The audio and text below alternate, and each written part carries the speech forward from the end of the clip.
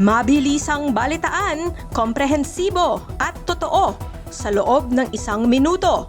Simula na ang Diskurso Tidbits. 8 luxury cars nasamsam sa BGC condo ni Zaldico. Pero nasaan na nga ba siya?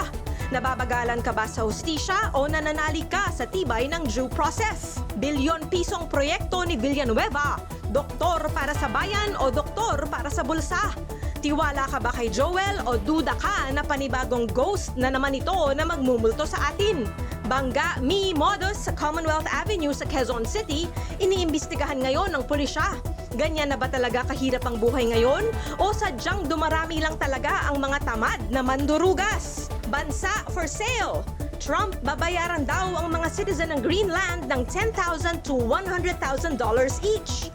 Ikaw, kadiskurso, kapag inalok ka ng ganyan kalaking halaga, tatanggapin mo ba at tatalikuran ang pagiging Pinoy?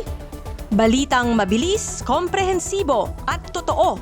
Yan ang Diskurso Tidbits.